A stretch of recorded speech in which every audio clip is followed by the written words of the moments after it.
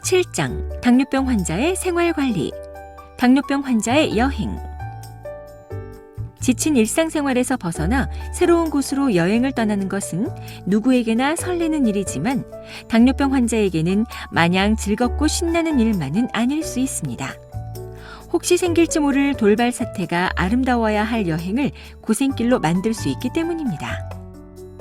하지만 여행 전 미리 점검해야 할 사항을 잘 챙겨서 꼼꼼하게 준비한다면 충분히 멋진 여행을 즐길 수 있습니다.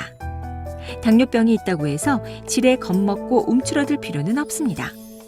돌다리도 두드리며 건너듯 거듭 확인하고 잘 준비하면 세계 어디든 멋진 여행이 될 수 있습니다. 여행 전 이것만은 꼭 챙기세요. 여행을 계획하고 있다면 최소 여행 4주에서 6주 전 병원을 찾아 의사에게 여행을 갈 수 있는 상태인지에 대해 의논하십시오. 혹시 혈당 조절이 너무 안 되는 경우에는 여행을 미루는 것이 바람직합니다. 여행 시에는 평소보다 운동량이 더 많거나 적을 수도 있고 식사량도 바뀔 수 있어 혈당의 변동폭이 커질 수 있습니다. 그러므로 혈당 측정 용품과 수첩을 가져가서 여행 시에도 혈당을 자주 재어 혈당의 변화에 대처해야 합니다. 저혈당의 위험을 대비하기 위해 저혈당용 간식을 항상 지참하고 응급 상황 시 당뇨병 환자임을 확인할 수 있는 당뇨 환자 인식표도 가지고 다녀야 합니다. 경구약이나 인슐린 투여 등 약물 치료를 하고 있는 분들은 약물을 충분하게 챙겨가는 것이 필요합니다. 특히 인슐린은 매일 맞아야 하므로 분실을 대비하여 2군데로 나누어 가지고 가는 것도 좋습니다. 해외로 장기간 나가야 할 경우에는 영문으로 된 진단서 및 약 처방전도 같이 챙기십시오. 그리고 비상시에 대비한 약물도 꼼꼼하게 준비하십시오.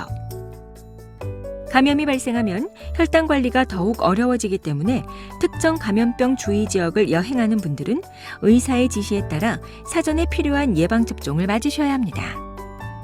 여행 시에 새 신발을 사서 신고 가는 경우가 있는데 새 신발에 적응할 겨를도 없이 장시간 걷게 되면 발에 물집이 잡히거나 까지는 등 상처가 생길 수 있습니다. 여행 중 의료기관을 방문하기 어려워 발의 상처를 스스로 치료하거나 방치하다 보면 더 심한 문제가 발생할 수 있기 때문에 평상시 발에 맞는 편안한 신발을 신고 가야 합니다. 맨발로 혹은 슬리퍼만 신고 다니는 것도 발의 상처를 유발할 수 있기 때문에 항상 양말을 신고 앞뒤가 막힌 편한 신발을 신도록 하십시오. 장거리 여행 때 챙겨야 할 사항.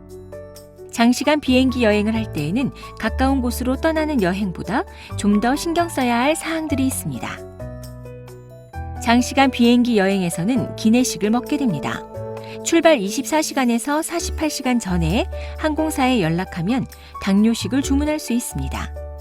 항공권 예약 시 확인하시어 가능하다면 미리 신청해 놓도록 합니다.